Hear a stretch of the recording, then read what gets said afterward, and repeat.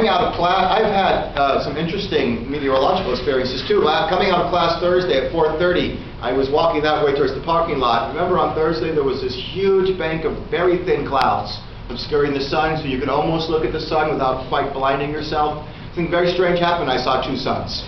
There was the sun here, and then a strange amount of reflecting was causing a huge circle of light off about there.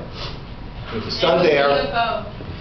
No, it was clearly a meteorological effect. I could tell that what I was really looking at was a circular reflection of the sun, but there were two balls of light in the sky at the same time. One was clearly, somebody else saw it? One was clearly an illusion, but you don't see that very often.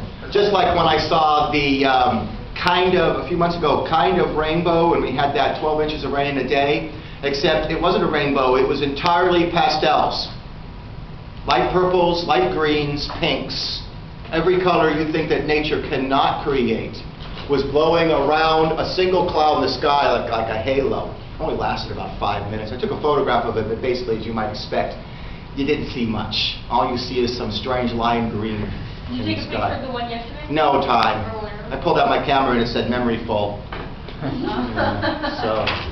All right, so there you go. The world is full of interesting things. If any of you think that miracles cannot happen, just read books about all the weird things that have actually happened in the real world in the 20th century, scientifically provable. They're very strange things, so nobody sees those as miracles. It's just the world is more, there are more things in this world than in your philosophy. All right, so we're going to just keep rolling along with the Mexican War now and get this over with in just a half an hour. Okay, so we've gotten to the point now where we see that Texas was an independent country for 10 years before our war with Mexico started. So the war with Mexico was not fought over Texas. And if the United States decided to voluntarily give back to Mexico all the land we took from them in the War of 1846, we would not give them back Texas, which was already independent for 10 years. Okay. But you know, there's it's moving along here. Good. All right, I'm going to put this map up here.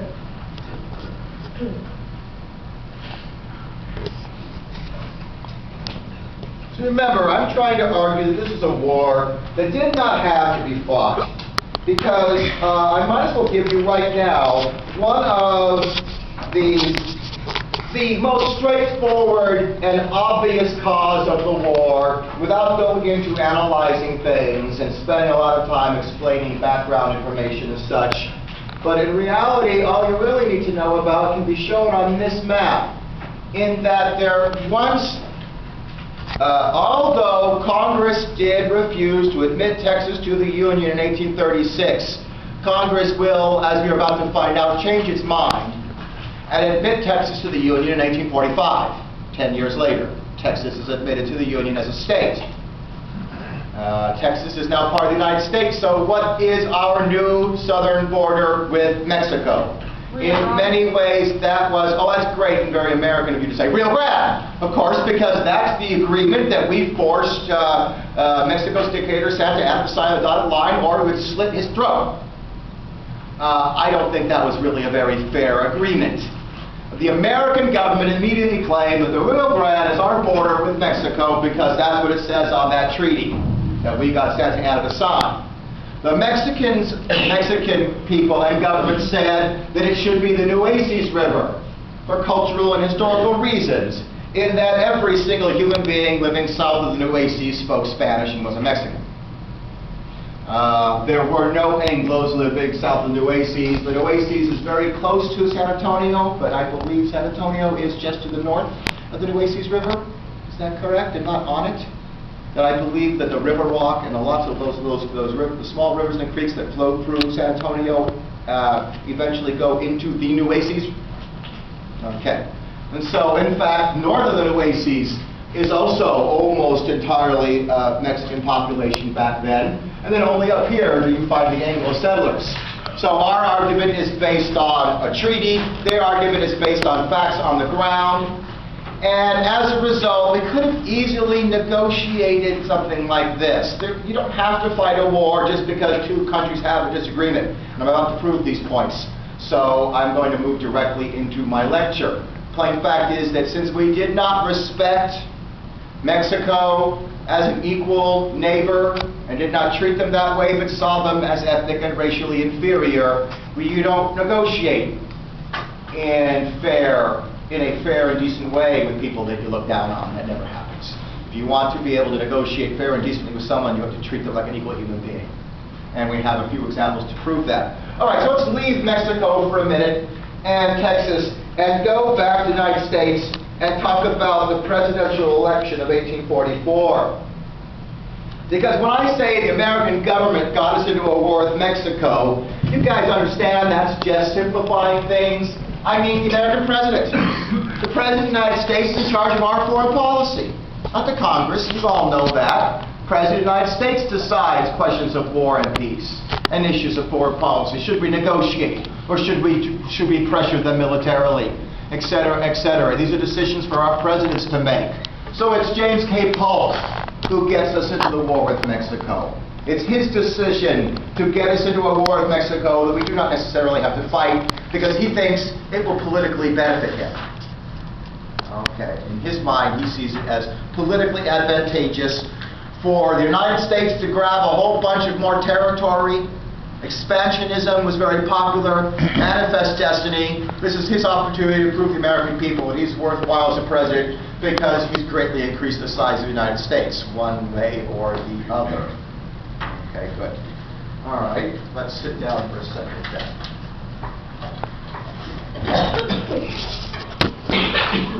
Now remember, the election of 1844 is going to be a very difficult election for the Whigs to win because they are now seen as a bunch of liars and incompetent boobs. With the unfortunate death of William Harrison, who wanted to introduce the American system, the Whigs had talked about all sorts of things the government could do to help America, then everything went wrong, and the Vice President John Tyler didn't follow through on those promises, and by 1844 the American people had a foul attitude, a foul feeling. They didn't like the Whigs. They were angry at the Whigs. So the Democrats know they have to, as a result, the Whigs nominated Henry Clay. Henry Clay, a great thinker of the 19th century, turned out not to be a very good campaigner. He made some mistakes. As a matter of fact, he's one of the earliest American wafflers, wishy-washy presidents. You guys know, ever read the comic strip, political comic strip Doonesbury? And that Doonesbury tends not to represent presidents. He doesn't draw them, but in fact he creates some kind of a weird symbol that represents them and floats in the air. What was the symbol for President George Bush? A Roman emperor's battered war helmet. What was the symbol for Bill Clinton? Floating waffle. A floating waffle with butter on it. Why was Bill Clinton represented? What does it mean if I say you waffle on the issues? What does that mean? Keep switching sides? That's right. I'm in a room full of rich people, so I say I'm in favor of cutting taxes on the rich. Now I'm in a room full of poor people, I say tax the rich. I say whatever I think will get people applause. But unfortunately, newspaper men are there and notice that I said something different last week. And the American people don't like wishy-washy wafflers who say one thing to one person and another to another. Or at least some Americans don't like them. So Henry Clay was the first of our famous waffling presidents. Okay. And he wasn't president. One of our famous waffling candidates. The Democrats nominated a candidate named James Polk, who came out of nowhere. A candidate who's not very well known until the moment that he is nominated, is called a dark horse candidate, like a horse in a racetrack with you don't know whether to bet on or not because he's never run before, so what should the odds be? You know, very dangerous to bet on a horse the first time it races. You don't know. How would the odds makers make a race? Was Obama a dark horse candidate in 2008? For obvious reasons, should he probably have not used that phrase? Okay, yes, but all right. So it was not used very often because of wrong connotations that might be taken. All right, we've had such candidates before in the past as well.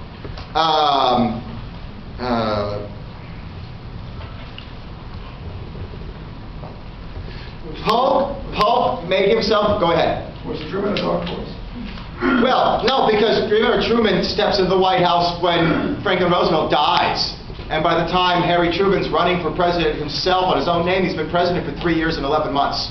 He's a dark horse vice president, who basically no one had ever heard of. And I could go on with that, but we'd be wasting time. Because that's something I talk about in U.S. history too. All right, moving along. Polk jumped on the idea of manifest destiny. The desire of many Americans, especially Westerners and Southerners, to expand the territory of the United States further west, and made that his issue. He talked about two things. He talked about the re-annexation of Texas and the reoccupation of Oregon country. Because anything you must be good. You understand? I mean, he's saying, oh no, we don't need to occupy, we don't need to annex Texas. It was always ours. We're just re-annexing it. We should have always had it. If you're re-annexing something, it must have been yours in the past, mustn't it? If you're reoccupying something, it must have already been yours. And if you're an ignorant voter who believes anything politicians tell you, hooray for the politicians. Okay, politicians always pick very carefully worded, explosive phrases and see if you'll buy into them or not. Make yourself feel better about yourself. We're not just taking territory from other people, we're re-ing it. But this gives me an opportunity to very quickly talk about something that's barely mentioned on the test at all. This isn't really important, but it's a counter-example. That when we were negotiating, when we found ourselves in a disagreement with a country that was powerful and not weak, that we respected as an advanced civilized nation, like Great Britain, then we could easily solve our differences without war. If two countries see each other as approximately equal to each other and don't have all sorts of negative and hateful thoughts about each other, there are no problems. Those two countries cannot work out diplomatically to each other. You just split the difference. We always end up with wars when you don't respect the other country. You see them as an inferior or as a monster. You don't trust anything they say, and so it's just going to be war, isn't it? Okay. Now, when we had made those first treaties with the British in the 1810s about our border with Canada, we decided to ignore, for the time being, this entire part, the northwest part of North America, the Oregon country, because no white man had ever been there, basically. No white man had ever lived there. No white people lived there, just Indians who even not yet even had contact with Western civilization, so it wasn't important. However, by the 1840s, as you probably learned at some point in grade school, the Oregon Trail had opened up. And American settlers were beginning to trickle into the Oregon country, what we call Oregon and Washington and Idaho. And there's Canadians moving into what today would be British Columbia and Saskatchewan? Okay, cannot name the 11 provinces of Canada, always end up with just 8 or 9, and can't remember the other two. Okay, and so now it's time to deal with it. And in order to get elected, Polk postured himself as an aggressive nationalist American who was even willing to go to war with the British Empire to get what we wanted. He wanted this entire air territory, all the way up here, to be American territory, all the way up to this latitude line here, 5440. The Democrats used that in a rhyme, 5440 or fight. 5440 or fight. It rhymes, so it must be true. Okay? If those British don't give us that, we'll go to war with Great Britain, just like in 1812. Helped get him elected by posturing and looking tough. But once he'd been elected, he realized that perhaps a war with the most powerful country in the world for pieces of land that are barely occupied at all is probably not a good idea. And the two sides respected each other enough to send some diplomats and work the problem out immediately. It was obvious, the solution. We already have this straight line border we agreed to. Just send that straight line border all the way to the Pacific Ocean. We get the southern half, which is today the states of Washington, Oregon, and Idaho, and they get the northern half, British Columbia and Saskatchewan. We also agreed to give the British the entirety of Vancouver Island. So there is a little Canada towards the south of the frontier there, because no human beings lived on Vancouver. I don't even think any Indians lived on Vancouver Island at that time. It was all bears. Okay. So there. Two countries had a disagreement over territory. they respect each other at least a normal human level, and so reach an agreement tolerable to everyone. That is the example of how even President Polk was able to work out problems without having to fight wars with countries where there was some mutual respect. That's not going to happen with Mexico, though. And so now we can go back and talk about how the war in Mexico broke out. And then cover the war very quickly indeed. Upon assuming office in 1845, President Polk pushed through the Congress the annexation of Texas and claimed that our border was the Rio Grande. But Mexico claimed it was the Nueces. And even President Polk was not going to immediately declare war on Mexico without at least making it look like we tried to negotiate first. There's a word that is always used when discussing how and why countries go to war and what is necessary. No leader should ever take his country into war without a working pen. Luckily, I have 10,000 of them. Okay. Without a pretext. You look for excuses to rationalize your personal bad behavior in life. Countries don't look for excuses, they look for pretexts. A explanation you can give your own people for why the other side did the bad thing that started the war. They did this thing first and we had to fight back. We are not the bad guys or the aggressor, they're the bad guy. No country on earth at any time in human history, the people in that country have never seen themselves as aggressors. Human beings don't like to see themselves as thieves and criminals attacking and stealing. We like to, at least we need to delude ourselves that there is some legitimate pretext. Okay. Something to buy into, something to at least plausibly accept as possible. Even the Nazi Germans, when started World War II in 1939, had no intention of letting the people, their own German people, thinking they were the aggressors. As many of you probably do not know, one of the greatest secrets of World War II, World War II started when 1,000 men, apparently in Polish uniforms, opened fire with machine guns and artillery into Germany. Who were those men? German soldiers in Polish uniforms. To make the story even better, the Germans got a bunch of convicted criminals out of prison, executed them by shooting them in German uniforms and placed them around the ground across the German frontier to show to media that German soldiers had been killed. The German people bought into that entirely. Poland had attacked us. They didn't think to the very end they thought, they didn't think that, they didn't believe that. And if you think only the Germans do things like that, please investigate something called the Gulf of Tonkin Resolution. And what the hell, how the hell we got into the Vietnam War. Okay, that was one of the worst pretexts ever. But this pretext is pretty. We sent some diplomats to Mexico City. We were going to offer to buy the Southwest, all the areas we eventually seized from Mexico. We were going to offer to buy them from Mexico for around $25 million or more.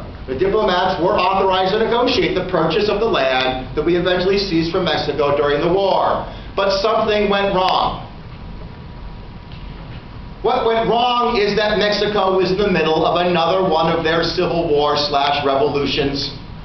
Once again, their democratically elected and constitutional government had been overthrown by a military coup d'etat. And there was no government at all at the time. There was no Mexican government to negotiate with. So, all we really had to do was wait maybe a couple more years until the situation in Mexico had calmed down and until there was a government in Mexico to negotiate with, and then we could buy that land peacefully. The only problem is that then Polk couldn't get re-elected by talking about all the land. He's on a schedule. This needs to happen quickly so he can take credit for it and start running for re-election. He's not willing to wait. So when the Mexican government is not willing to negotiate a price, we're just going to manipulate a war. And I do mean manipulate a war because the plain fact is that on the day that the first fighting occurs, that very day President Polk declares war on Mexico. Were there telegraph lines strung up from Texas to Washington, D.C. back then? No. How could he have known what was going on in Texas and declare war the same day if it took weeks for the news to reach? It was pre-planned. Okay, let me put it this way.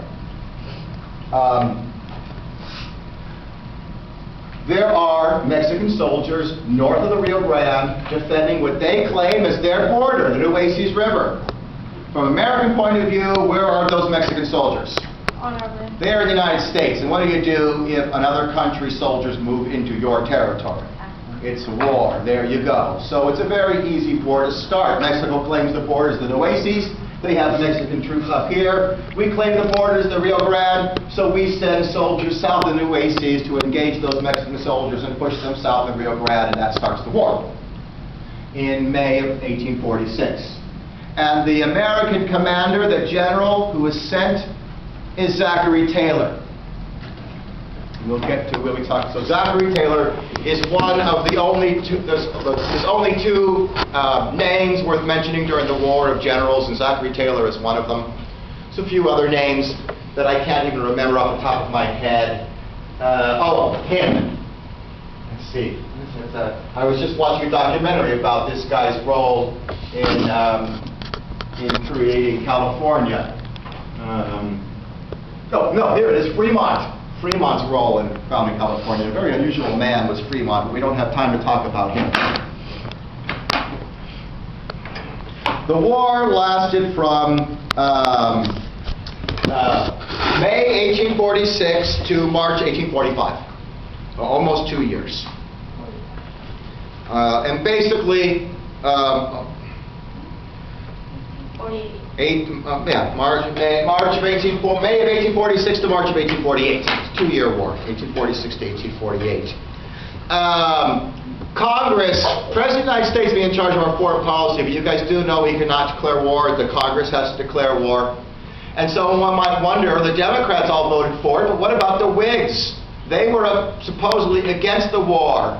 But in reality, the Whigs, almost all of them voted for the war. Just like most Democrats voted to invade Iraq in 2002, because in a democracy, if the voters are excited about a war, it is very dangerous to vote against it. When a war is popular, or the idea of going to war is popular, the Whigs were afraid of a repeat Hartford Convention. Oh, we'll come out against the war, then the United States will defeat Mexico, conquer a bunch of territory, and no one will vote for the Whigs ever again. That has been a problem ever since in America. It is very dangerous to come out against a popular war. Generally, parties tend to wait, like the Democrats did, until 2006, and the war in Iraq wasn't going very well anymore, then they turned against it. A war that they had voted for themselves. Hillary Clinton, when running for president in 2008, had to deal with the fact that she was against the war that she had actually voted for when she was in Congress in 2002 herself. Why did Obama not have to worry about his vote in Congress? He was against it. He wasn't in Congress in 2002. He didn't get elected till 2006.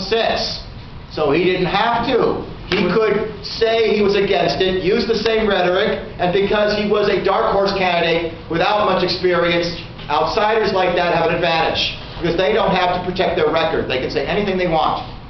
He gave the impression he was... Sure. So he would have voted against it. I would have voted against it, he said. Is much easier than actually being in Congress and having 75% of the people in your district say they were in favor of the war. Because there was a man who had been elected to Congress as a Whig in 1844 from Illinois. He was Abraham Lincoln. And you guys all know, don't you, that American politicians who decide to run for re-election are always re-elected. In America, over 98% of candidates who run for re-election are always re-elected. That almost sounds like democracy is some kind of a cheat. So we think about it a little bit more. What would you do if you were a congressman and a huge scandal showed up, greatly damaging your chance of getting re-elected? Not run. Yes, that's what happens to American politicians who have something horrible happen to them. They resign or don't run for re-election. When you don't run for re-election, are you defeated? No, because you didn't run. So whenever anyone's doing well enough to run for re-election, they always get re-elected. Except in 1848, when Abraham Lincoln ran for re-election in 1848, he had voted against the war with Mexico, which we had just heroically won in people's minds. So he was defeated. Abraham Lincoln defeated in 1848 when he ran for re-election, something that almost never ever happens to any politicians. Okay, our hero. And so obviously he's going to have to make a comeback, Abraham Lincoln. Not as a Whig, because by the time he makes his comeback, the Whigs don't exist anymore. So he's joined another political party, the Republicans. Yes, who will be showing up in a little while. First Republican president of American history, Abraham Lincoln. Okay, there we go. So now the war starts. And the plain fact is that when it comes to wars in a democracy where it really wasn't necessary, where it's a proactive war, where you decided to start the war yourself, where you weren't attacked by the other country, but you do the attacking. If you want the people to support those wars, you have to win from the beginning. You have to have a winning record. And so it's very important that we won all the first battles in the war. That caused people to put their moral qualms aside and start saying, USA! USA! Although what those Canadians were chanting when that Canadian won the World Series of Poker, I will never know. Any of you watch World Series of Poker? Canadians all got together and started chanting USA? And I'm like, there is no way that those Canadians are all chanting USA in a circle with Canadian t-shirts on. But it was ha, ha, ha, ha, ha, ha. It certainly wasn't Canada. I can tell that. I got to find out what the hell they were chanting. But clearly the Canadians have picked our thing and have a 3-syllable thing they chant when they're getting excited about being Canadian. What it is, I have no idea. Okay. So we win all the early battles. We win this first battle to push the Mexicans south of the Rio Grande. And then we cross the Rio Grande into Mexican territory. And in September of 1846, we have captured what was back then the second largest city in Mexico, Monterrey. It's not the second largest city anymore, but it used to be. And once you've captured a country's second largest city, you feel like you're winning. So by the time we get to the fall of 1846, the American people feel we're winning this war. And they can follow the war too, because this is the first war in American history in which newspapers were advanced enough to send correspondents who could send news back. You could follow the war in your newspapers. The first war, Americans could do that. Could follow the war and keep up with it. All right, the war is very popular. This should have been good news for the Democratic President Polk. The war's popular, he should be popular. But interestingly enough, the American people had a kind of, I was going to say schizoid, but that's not quite the word, the dualistic. It was General Zachary Taylor who became the hero of the day. After all, he's the one winning all the battles. American people might have thought in their heart of hearts, maybe we shouldn't have gotten into this war in the first place, President Polk. But now that we're winning, hooray for General Zachary Taylor and the American Army.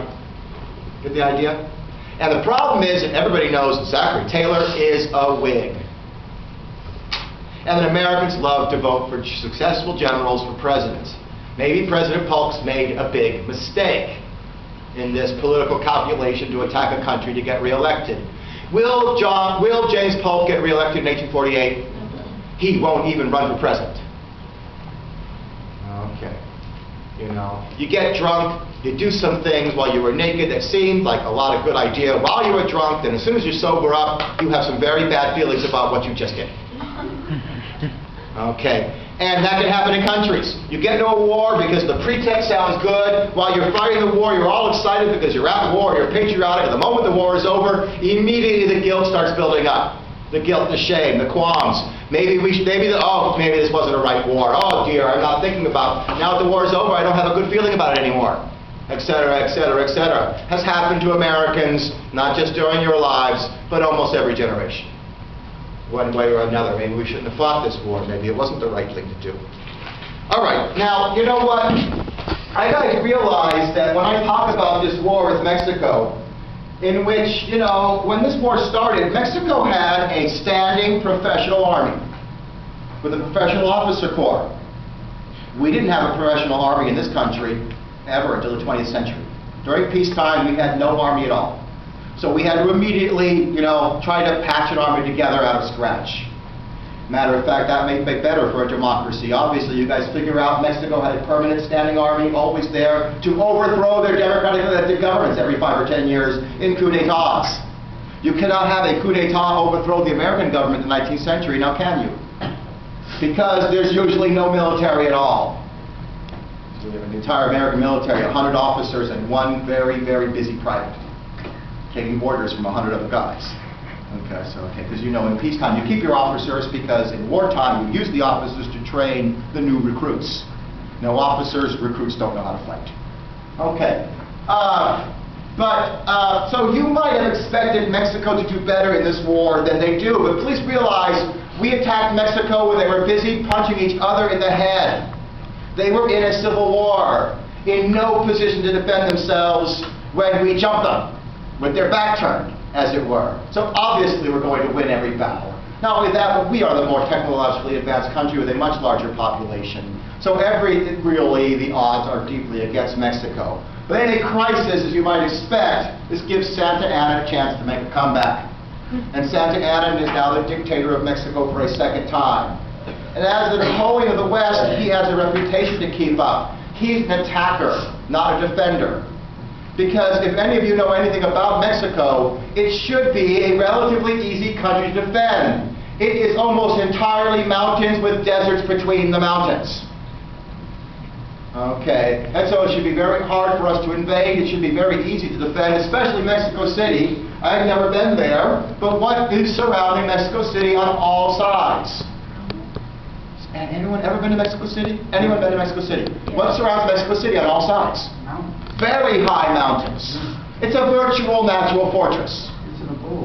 It's in a bowl. If you had soldiers defending the passes coming into Mexico City, how could anyone ever get in there? It'd be a bloodbath. So what happened to all those Mexican soldiers that should have been defending Mexico City? They all died attacking Monterrey in 1847 when Emperor Santa Anna made the mistake of launching a counterattack. Those soldiers that could have been used to defend Mexico City died trying to take Monterrey back to the United States. We'll come back to that in a moment. I might as well tell it now, because we did have one huge advantage. We are beginning to move towards modern history. There was a student in a speech class that I was talking to a couple of weeks ago here, and some of these speech teachers are nice, but I wonder about some of them. He wanted to give a speech titled Civil War, the First Modern War. And the teacher said, no, you can't, it wasn't a modern war. So now all of a sudden the speech teacher is an historian expert. Okay. Do historians in fact spend their entire lives arguing that question back and forth? Was it the first modern war or the last old war? In fact, it was really both, wasn't it? So that speech teacher should have kept her mouth shut and let the guy give a speech. Instead, he's giving a speech on Stonewall Jackson. You could always give a biography speech. The teacher could not say, no, Stonewall Jackson never lived. No matter what jerk that teacher is, he's now going to probably give a very similar speech than he would have otherwise. But ever since we've come to the modern world, I tell you, in the ancient world, you know, when you got to fight with spears and swords and enemy soldiers lined up against each other, and you began to fight, you were up against a man who you either killed or killed you. You felt his spit and blood on your body as you struck him down. You were a man, I guess. In modern warfare, you're in a trench and artillery shell hits and kills everyone within 100 square yards. You're a man. Does that prove anything? Modern technological warfare is a matter of using technology to blast the hell out of everybody. Nobody proves anything except how horrible war has become. And by this time, artillery was already becoming very important. And throughout this war, our artillery outclassed theirs. We could open fire on the Mexican army long before they could fire back. You understand it doesn't matter how hard you are trying to fight to preserve your country and how manly you are, how honorable and brave you are as a soldier. If the enemy artillery shells are blasting you to pieces and you can't fire back, you lose. Okay? Because after all, it is a matter of our technological superiority. And there is that famous event where our army is marching on Mexico City near the end of the war, where there are almost no Mexican soldiers left, and there is this cadet academy, all right, the cadet academy just outside of Mexico City, and 14 and 15-year-olds in high school, and then when you get out of high school, you go straight into officer corps. ROTC is called in America. To join ROTC, when you join the military, you don't have to start as a private, you start as a the lowest ranking officer in the military. What's above a sergeant? Lieutenant. You start as the lowest ranking lieutenant, don't you? No. Okay, it was private, corporal, sergeant, and then lieutenant. No, captain. Captain first, then, no, captain's after lieutenant. I don't remember. Anyway, those 14 to 15-year-old guys, they all lined up to face the American Army, and almost all of them were killed. They never retreated. Okay, they stood up and fought for their country. It's too bad. Their country was being governed by insane monsters like Santa Anna. Okay,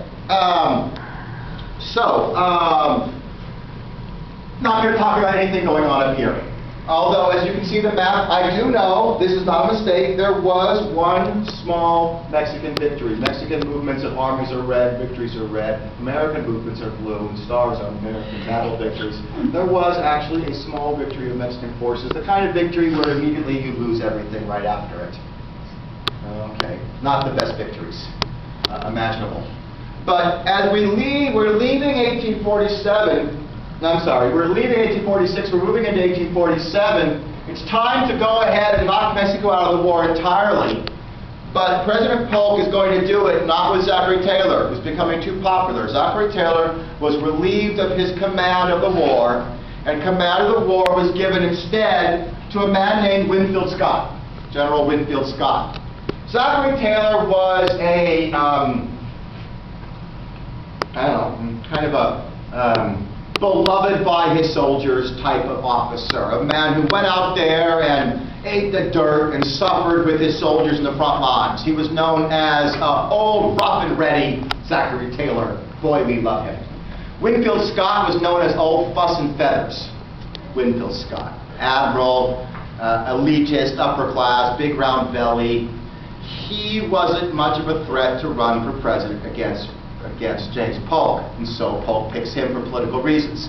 In fact, Winfield Scott's got a real problem. He's married to a Catholic woman, so he has no political career basically in front of him. He will run for president, he'll lose for a third party. It's the know-nothing party, which we didn't have time even to talk about in class. And I believe there was a test question on a test involving the know-nothing party. Told you need to read chapters 9 and 12. We didn't have time. There wasn't a study guide. Nobody asked me about it. They were a bunch of Irish haters. Secret organization. And so, as any secret organization, if someone asked you if you were a member, what did you say? I don't know anything about what you're doing. If you say no, oh, you mean it does exist?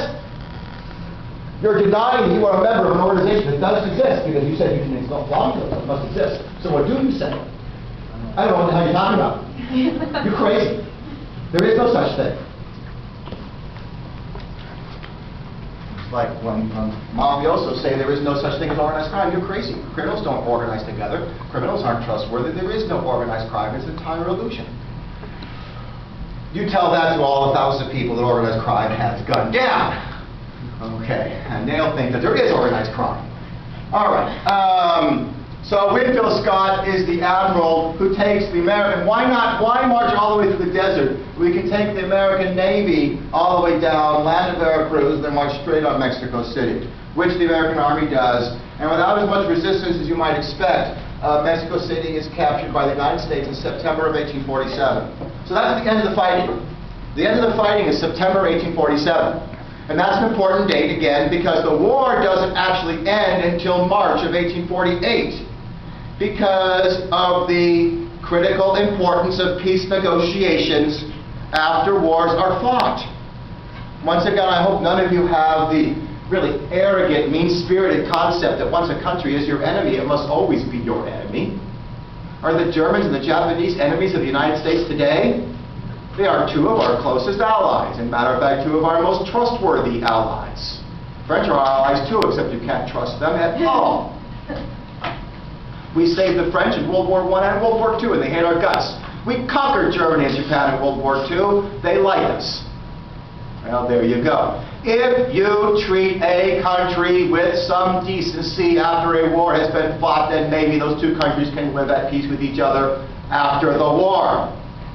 That's what peace treaties are for, and why you declare wars on countries in the first place. You don't just attack them. You declare war on them officially, so that you can then officially end the war with a negotiated peace treaty between the two countries that puts the war to an end. That's what's wrong with many of these wars the United States fights today. Undeclared wars have very confusing endings, don't they? All right. And so the peace treaty and what happened in the peace treaty is almost more important than the war itself. As I said, what caused the war is important, how the war ended is important, the battle's not very important, and not many test questions about it. Basically, the test question is basically going to decide whether you know the difference between Zachary Taylor and Winfield Scott.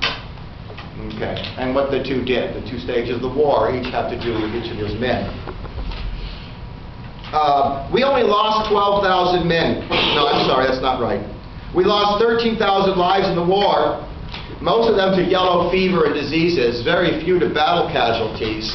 As you might not realize, defeated countries often are in no position to count how many lives they've lost, and aren't capable of keeping track. It's a catastrophe to lose a war in your own country. You've got more things to worry about. And in fact, there was a certain amount of humiliation there. Probably very large numbers of Mexicans died. Almost all of them of economic dislocation, starvation from having your country's economy thwarted by enemy soldiers being in your country.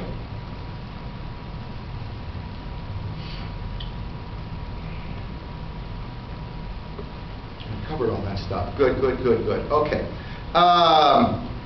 The war cost us $100 million. Please remember, if we had just waited a couple of years, we could have bought all that land for $25 million. Maybe Mexico would have played hardball with us and asked for $50 million instead. Even if they had asked for twice what we offered. It cost us 4 times that much to seize it from them by force, and then we paid for it anyway. During the peace treaty, the United States legally bought the West from Mexico at an agreed-upon price as part of the peace treaty. We didn't just seize it, we paid for it. Nowhere near as much as we were going to pay for it before. In the peace treaty, we purchased the area that would become half of New Mexico, Arizona, California, Nevada, Utah, and parts of Colorado for $15 million. And Mexico agreed that the border between Texas and Mexico is the Rio Grande. Okay. So Mexico ceded us the territory out west that we had already taken. Of course, you know, we could have taken all of Mexico, but you understand that every human being of us who spoke Spanish in these territories was now officially an American citizen, a free American citizen, and officially had the right to vote. I'm not sure how many of them did vote right away. So if the United States had annexed all of Mexico, what would have happened to every human being in Mexico? They would have all become American citizens and voters. Do you think racist white Americans wanted to have almost 1/3 of the population be Spanish speakers? Hell no. We took all the land that was lightly populated, and let Mexico keep all the land that was populated by large numbers of Mexicans. That's just the way it happened, isn't it? Okay. All right. But I want to prove one more time that no one should just say how things happen. You have to have evidence. A lawyer can't just say my client is innocent. I have to then present evidence to the jury. Facts that prove that I'm not just spouting air like many of your professors. All right? The war came to an end in 1848. I'm trying to tell you that Mexico would have sold us that land anyway without a war. Maybe you don't believe it, but I can prove it by talking about the Glasden Purchase. It's an historical event. Anyone in this room heard of the Glasden Purchase before, ever, at least once? Glasden Purchase, where we bought a portion of Arizona that today where Tucson is, from Mexico, only 5 years after the war, for several $million. Don't you think that only a few years after the war, the Mexicans would have had many reasons to hate America? Hadn't we just invaded them? And yet they sold us more of their land, because it was mostly empty desert, not that meaningful to Mexico. Don't you think that proves that if we hadn't invaded them, they would have probably sold us all that land anyway for a relatively fair price? Even with the gold, you know, what about all the gold found in California? Just a few years, 1848, right after the war, isn't there gold discovered in California? Wouldn't that make it so the Mexicans would want to keep it? What did California then fill up with almost immediately? Hundreds of thousands of Americans. It would have been at that point impossible for California to stay in Mexican territory. It would have been entirely inhabited by Americans. All right, so one way or another, this is a perfect example of war that did not have to be fought. People died for no reason, and things really wouldn't be much different today, one way or another. If the war had not been fought, I believe the American territory would be today almost exactly the same. Almost. Maybe we would have a border right here instead. You know, they say it's the new ACs, it's Rio Grande, how about cutting it down the middle? Isn't that what we did for the British? I don't think losing any of that land would really be much of a difference. Disputed territory was done for $25 million, right?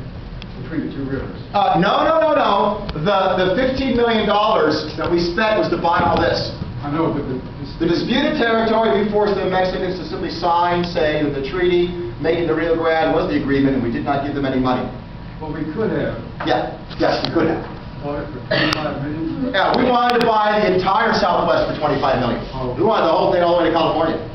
That's what we were negotiating That could for. have happened. Absolutely, certainly, even if they'd asked for more money. The war cost us $100 million. Wars are usually more expensive than negotiated agreements. Yes, okay, so that's good enough for this war, which isn't all that critically important for the test.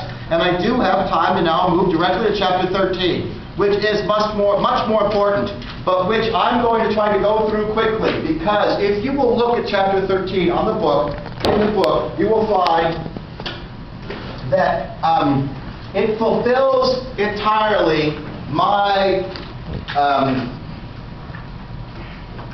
requirements for picking a chapter that I really shouldn't lecture on very much. I should just give to my students, because it's entirely social history. The Old South. What is myth? What was real? Okay? The Old South, the South of the Civil War, the South of slavery days. Let's talk about it. It was unexpected diversity, life under slavery, the Southern state of mind. This is all socioeconomic, social, psychological, economic information, the kind of stuff that students find easier to memorize than politics and war. All right? And so I can push through this stuff pretty quickly. In fact, what I really want to do is give you the geographic background, so that when you're reading this stuff, you'll know what we're talking about when we use phrases like Upper South and Lower South. So let's give you a little miniature geography lesson here to help chapter 13 be more understandable. My lectures for chapter 13 are designed just to make it easier for you to understand, anticipating that you can do a perfectly good job reading chapter 13 yourself and assimilating the material. There's no presidential elections, no secretaries of anything, almost no dates. Social history doesn't have dates, does it? Social events. The sexual revolution. What year did the sexual revolution begin? You don't put dates on social changes. They happen over time, don't they? All of a sudden you look around after 20 years and people are living their lives differently than they were 20 years ago. When did that start? Who knows? Okay. So some of the elections have dates, wars have dates. Social history doesn't have dates. It has information. Information like the fact that the American South is a much larger part of the United States than you might think. This is a very large portion of America. It's certainly big enough to be divided into two zones to be talked about. The Upper South. The Upper South is states like Arkansas, Missouri, Tennessee, Kentucky, Virginia, and North Carolina, maybe even Maryland and Delaware. These are Upper South states. Very similar. People in the Upper South speak with if people born in the Upper South in the old days used to all speak with a Southern accent. A Southern accent very similar to the accent people speak in the Lower South. Similar. If any of you have ever been to Virginia or Atlanta, you know that Virginians and Atlantans speak a Southern accent rather similar to Dallasites, but quite different from Louisiana. Okay, for example. So different parts of the South have it quite similar. I think people living in Atlanta have an accent that is identical to Dallasites. I cannot tell the difference in the slightest. Okay. The difference between the Upper South and Lower South is economic. more than anything else. And remember, slavery was primarily an economic institution. People didn't own human beings for the fun of owning a human being because you looked down on them as a racial inferior. You are making a fortune off of them. Human beings can work and achieve a lot more than a horse or a cow. They have a brain and hands. And then you own them. So you own their labor 100%. You can make a lot of money off them. All right? And obviously, slavery is one of the big dividers. Down here in the lower South, slavery was the overwhelming institution. It's where almost all the slaves were concentrated. I'll use this map right here to show you. Slave concentration in the 1860s, broken down by counties. The counties that are dark red, more than half the human beings who lived there were slaves. The counties that are yellow or orange, almost nobody was a slave. Can you see that there was a band where slavery was critical? Specifically through South Carolina, Georgia, Alabama, Mississippi, Louisiana, into Texas and Arkansas. There are large portions of Missouri and Kentucky and Tennessee and western North Carolina and western Virginia where there are almost no slave owners. Those are Southern peoples who speak with a Southern accent, who live in areas of America where not many people own slaves, where slavery isn't all that important to their lives. So Upper South people, in many ways, lived very different lives than Lower South people. White Americans. If you live in Kentucky, you might speak with a Southern accent, but almost all of your economic activity with Yankees on the other side of the Ohio River. Okay, and if your economic activity is with Yankees, then you're going to associate with them and not see them as outsiders or foreigners. Whereas people down in the Lower South might have never been up in New York City or Chicago their entire lives. They've got the entire Upper South between them and the North. Good. Okay. Because you only wanted to own slaves if you could make money off the slaves. And the best way to make money off the slaves was through the production of cotton. As we're about to talk about in a little while, it was cotton that gave slavery a massive second wind. As we're about to find out, there was a time when slavery was on the outs in America and starting to fade away by itself. Then cotton showed up and reinvigorated slavery intensely and gave slavery a profitable second life. This map shows you in gray the areas of America that are most we're growing cotton. Soil conditions that are most favorable for growing cotton are on this map, colored gray. And you can see that same band you saw with the slavery concentration. The areas of America where you can make a lot of money growing cotton start in South Carolina, run through Georgia, Alabama, Mississippi, Arkansas, Louisiana, and East Texas, which is where the slaves were concentrated. And then up there in the Upper South, where people still saw themselves as Southerners culturally and spoke with a Southern accent, people were actually mostly growing corn. And you don't need slaves to grow corn, and we'll explain why that is true in just a moment. Okay? All right.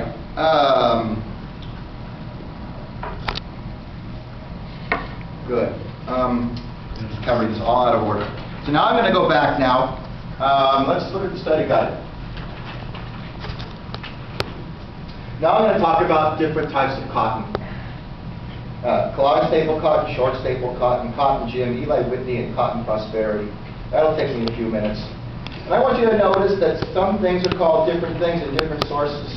This map calls it Sea Island cotton and short fiber cotton. Short fiber cotton is short staple cotton. And another word for long staple cotton is Sea Island cotton. Okay. Trees have branches. What comes out of the branches but isn't a leaf? What's the word? Sap. No, none of these are. Tree trunk, branches, leaves. Isn't there something? I broke off the branch a Twig. Twig. Okay. Plant, what a twig is to a tree, a staple is to a plant or a flower. Okay? The little thing coming out of the stem, but not the flower, is the staple there. Okay, all right, there you go. I am not a botanist, but I want you to realize that history professors are supposed to know a little bit about everything on Earth, right? I have a B+ level of knowledge on every topic on Earth. I have an A+ level of knowledge in nothing. Nothing. I'm an expert of nothing, an all-around person knowing a little bit about everything. But if you push me on any topic, you push me right past my level of knowledge, especially botany. There you go. All right, okay. Cotton. Can you guys imagine a time a few centuries ago when no one wore cotton clothing? When everyone wore clothing made out of heavy wool? And then wealthy people showed off their wealth by wearing more wool clothes than poor people. Okay, wool's okay in the cold winter, but in the summer wool does not breathe, and you sweat like a pig. Almost all of us today are wearing clothes made out of cotton right now, aren't we? We're cotton weeds, because cotton does a pretty good job of keeping you warm in the winter, and you can breathe. Your skin can breathe through it, air passes through cotton and keeps you from getting too hot in the summer. It's the perfect material. And by the 19th century, cotton is being introduced because so is the Industrial Revolution. In the Industrial Revolution, factories began producing huge numbers of products that people used to make for themselves in their own homes and villages and cottages. In the old days, peasants would make their own clothes. But now that peasants are leaving the countryside to get jobs in big city factories in London and Paris and Berlin, do people who live in cities produce their own products at home? Do people in cities grow their own food? No. Do farmers grow their own food? Do people in cities make their own clothes? Do people on farms make their own clothes? So people in cities become consumers. Factory workers have to buy all their clothes. And so there is now, in the 19th century, and for a huge amount of time, a unlimited demand for textiles. That the planet Earth was desirous of infinite quantities of textiles. No matter how many textiles a factory produced, the price would never go down. Textile. Are all clothes textiles? Yes. Are there other types of textiles other than clothes? Yes. So all clothes are textiles, but not all textiles are clothes. What's that? Is a carpet made out of material? It's textile, like drapes, or a cloth sack, or sheets, etc. And before the age of plastic, a lot of the things that we use in plastic. I mean, my daughter, we sent them out trick-or-treating, 10 years old, so I sent them out on their own, thank you very much. Those of you, I would never send my child across the street. I hope you know what's going to be like when your child grows up, and until they were 20 years old, you wouldn't even let them across the street. Are they going to be able to take care of themselves as adults? Hell no. Okay. We gave them pillowcases. Do you know how much candy you can put in a pillowcase compared to those stupid plastic pumpkins? Okay. So everyone around the world was purchasing textiles, no matter how much you produce them in the new factories in New England or in England itself. There was an unstoppable demand. And these textiles are made out of cotton. So anywhere in the world that produce cotton now, no matter how much cotton you produced, you could not achieve overproduction.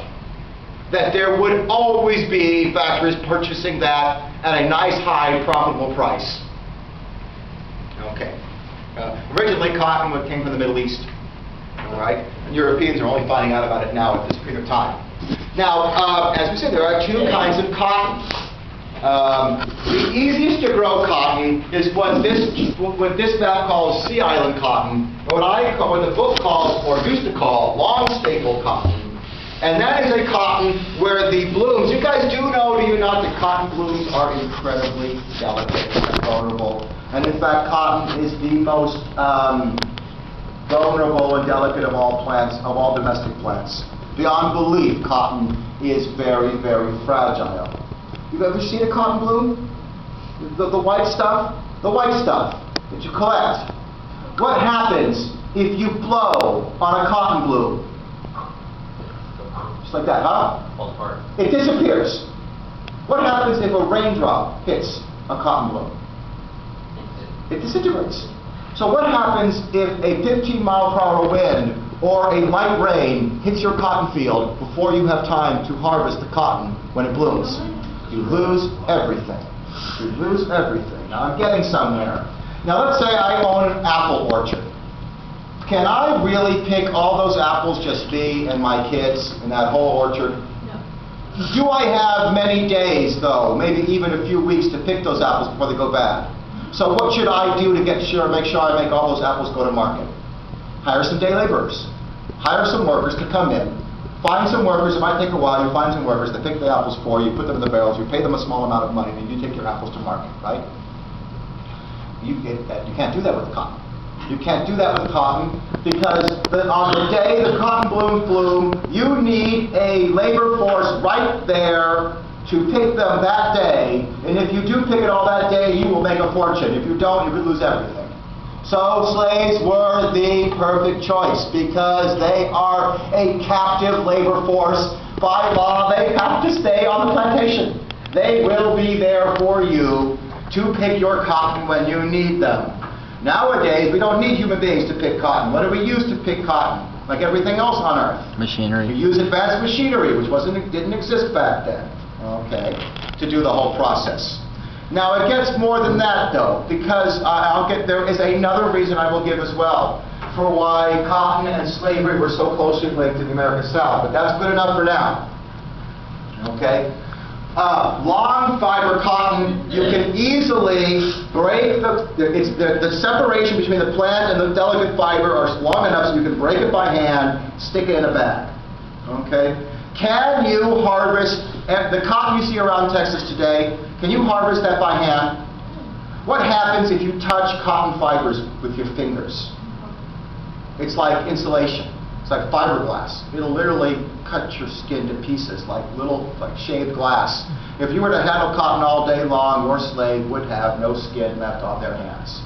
And that was a massive investment that you just ruined. Someone who could never work for you again. So you could use slaves to harvest the island cotton, but you could not use slaves to harvest short fiber, short staple cotton. It's just impossible. And as you can see, the only place that sea island cotton could be grown in the United States is along the coastlines, where plantations were already making a fortune producing sugar. If you own a farm and you're making a lot of money growing crop A, should you shift to crop B? Aren't you making lots of money on crop A? These guys are already making lots of money growing rice. They don't need to switch to cotton. Meanwhile, there's this huge area of the interior of the United States, very lightly populated around the year 1800, 1810. That's just looking for some kind of a product that can be produced there profitably, and then huge numbers of people will move out there and set up farms. That's obviously why I'm about to talk about the machine that made it possible for all this to happen, the cotton gin, invented by Eli Whitney in the 1790s, and the cotton prosperity that the cotton gin invented by Eli Whitney in the 1790s caused.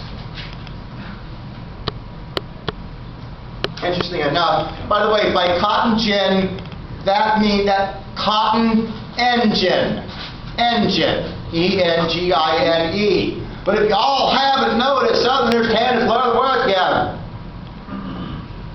So everything I talk one from the other, it's all blurred together like that. You gotta short your words until you sound like boo-how. Everything Jerry Jones. Okay. And so cotton engine, cotton gin. Not good enough. We'll just call it cotton gin. I need a drink. Okay. So it's just cotton engine shortened, the way Southerners like to. A machine for harvesting cotton was invented, interestingly enough, by a Southerner, but by a Yankee. There were a few Northerners and Southerners who knew each other and might even visit and be friends. Eli Whitney had some friends who were plantation owners in South Carolina. And while they were having drinks, he sketched an idea for a machine on a napkin. And he eventually got a copyright for that. It made him no money at all. Usually when you invent something the first time it works, but not so well. You copyright that. Nobody wants to use that because it doesn't work so well. Someone else takes your idea, improves it a little bit, they make all the money. sorry to say, over and over again. Thomas Edison never invented anything himself. Everything he invented was somebody else's invention that he quickly, he had advertising skills. And he also knew how to steal somebody else's idea and then sue them to make them shut up. Okay, so that was Thomas Edison, brilliant inventor, bull crap. What Eli Whitney invented was a machine. It's got wheels, it's got a cylinder in the center, and it's got spikes coming out of the cylinder, all in different directions. And then you run this spike across the cotton field, and it spears all the cotton until it gets, like candy cotton, like a machine. And you end up with all this cotton all stuck on the spears, and then all the human being has to do is pull it off and bundle it up for market. You got that? Got the idea? And so now with the invention of the cotton gin, it now becomes feasible for large numbers of American, white, wealthy Americans to borrow some money from a bank, buy a bunch of slaves, move out to rural Georgia, Alabama, Mississippi, Arkansas, or Louisiana, buy a bunch of land from the public domain at a very low price, move out into the wilderness with your slaves, start a plantation, plant some cotton, and you cannot not become rich. You will become a rich man. You don't need any education. All you need is the ability to borrow some money, to buy some slaves, get some land out west at a very cheap price, get yourself a plantation going. Before you know it, you are an elite plantation owner. And so in the 1810s and 1820s, there is this sweep across. These new states are being created. 1817 Alabama, 1819 Mississippi, 1821 Missouri, Louisiana, and Arkansas. And by the 1840s, there are even people moving into Texas to set up plantations. Okay. So that's what gave slavery its second wind. You see, that happened, the cotton gin was invented in the 1790s, and then America is experiencing economic problems associated with the War of 1812. Then when the War of 1812 is over, the economic floodgates open up, and there is a huge opportunity to make a fortune in the American South producing cotton. Before then, slaves had been used. What was going on with slavery in America, say, back in the Revolution in 1776? By that time, plantation owners weren't making money off their slaves as much as they used to. The only thing you used slaves for in Virginia was to produce tobacco, and tobacco was overproduced. The price had dropped and dropped and dropped, and you didn't make much money off tobacco at all. By the time we get to the era of men like George Washington, as some of you may know, people began to free their slaves because they began to cost them more to support than you were earning from their labor. It's called, when you free someone, it's called to manumit.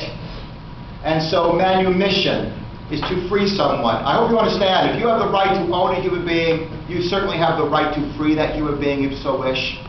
I can buy a car, can I give that car to you and sell it to you for $1 if I feel like it? Can the government say no? I can sell my car to anyone I want to, it's my car.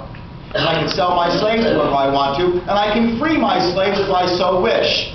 For example, even among racist slave owners, there was a deep feeling that slaves that you knew that you had fathered yourself, but would not admit to anyone that they were your children, that on your deathbed, in your will, you had the moral obligation to free those slaves who were your own children. The only obligation you might feel you have to them. George Washington freed almost all of his slaves in his will. So did James Madison. Thomas Jefferson did not free any of his slaves because he was a bad slave owner, by which I mean he was an absentee landlord who spent most of his time loitering off to Paris to fool around with French women. He was never running his own plantation. It was, by the time he died, bankrupt, and not only was he not able to free his own slaves, many of whom he fathered himself, but his family was forced to sell the slaves in the marketplace to cover his debts. The most immoral thing a master could do. Sell his slaves. When you sold your slave, did husbands get sent one place and wives another and children a third? Yep. Do you understand that as a free human being, you have a right to live with your family, and the government cannot make you leave your wife? Can communist China force a husband to leave his wife? I don't think so. No. There's no. That is what being a slave means, and not even be able to live with your family. if the master wants to. And so masters weren't supposed to do that. If you had any competence at all, you made sure that your slaves at least got to live like peasants and lived in the same land that they were born on until they died and had some continuity. So that's why we look back at Thomas Jefferson and we say, wow, what a hypocrite. I'm not sure I like him so much. Okay. But come the cotton gin, opinions change. By the time we get to the 19th century, Southerners are making so much money by using their slaves to grow cotton that they are no longer even talking about slavery as a necessary evil. They've got money from cotton, and they've got new ideas about evolution. You know, evolution, what's his name? Charles Darwin. Charles Darwin. He says that life evolved from lower orders to higher orders. That means, I guess, if you're a stupid idiot, that what he's saying is that lower species are inferior to higher species, that reptiles are inferior to mammals. So why not say that white people are superior to black people? Human beings must be evolving. As a result, white people must be evolutionarily and scientifically superior to black people. Wow, that really reinforces racism. Now people have a scientific reason to explain why racism is correct. So once again, please realize, any of you think that religion is bad and religion has done awful things, it's true, as long as you also reject science, because science has done horrible things and terrible things. Okay, and very few of you reject science. In fact, many of you worship your computers. It means more to you than religion ever used to mean to people in the past. Everything. Computers are everything to you. Maybe technology isn't that great. All right, so where am I? Give me a few minutes. Matter of fact, I'm going to run this class a few minutes late. Let's see where I am. I know what I want to say. Okay. Very good. So, very good. Okay. I want you guys to read in the book about the 4 classes. The 4 white social classes that the book talks about. In my notes, the rich planters at the top. What percentage of the people were they? What does it mean to be a rich plantation owner? Someone who owns at least 1,000 acres and 100 slaves. And how many of there are? Very few of them. And things about what it was like to be a rich planter.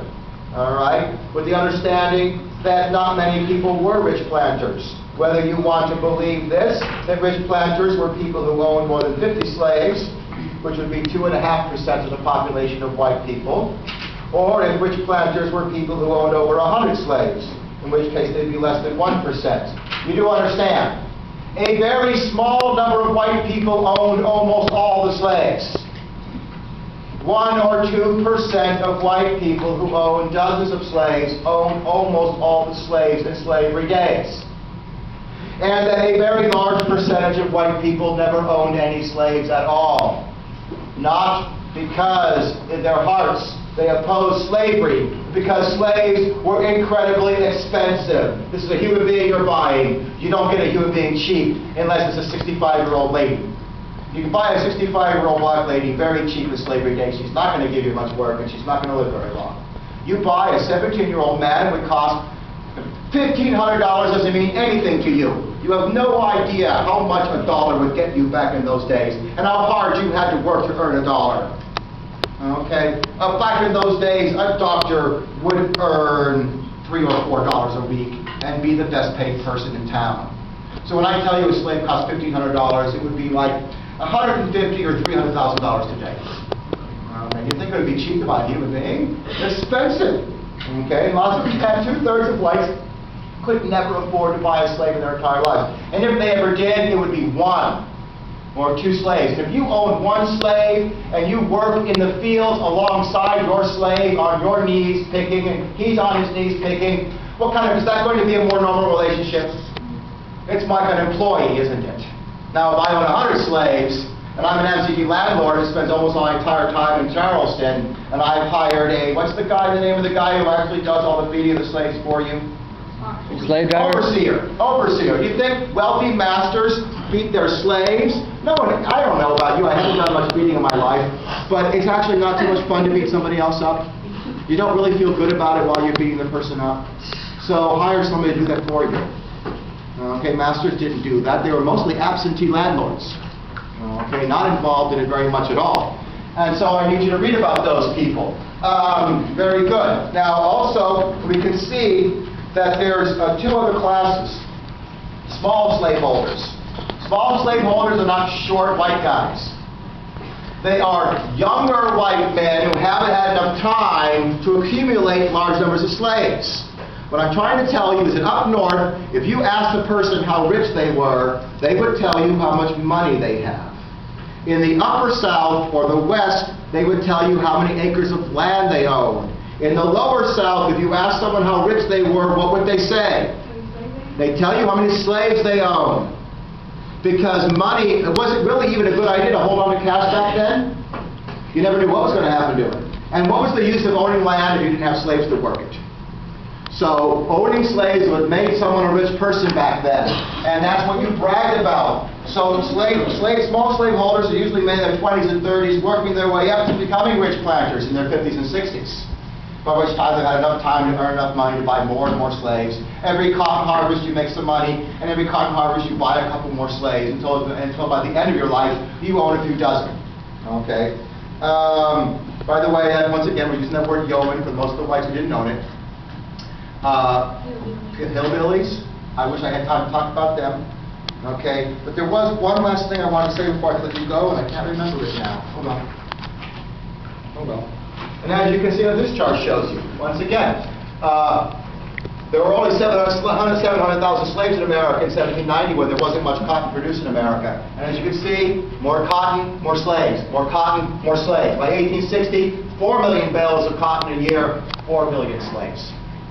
Okay, so cotton and slaves are as closely related economically as imaginable. Okay, and how much money that made the South. Because cotton was basically the most important thing America exported. Back in 1800, cotton was only 7% of total American exports. By 1860, it was almost 60%. 60% of all the money America earning from cotton produced by slaves made slavery very important. That's all the time I have to talk about for white people. When we come back to class on Tuesday, I'll be talking about the black slaves themselves and what their lives were like. And by Tuesday, I'll be in chapter 14. I will finish chapter 13 and begun chapter 14 by Tuesday. There aren't that many classes left. The semester is quickly coming to an end like it always does.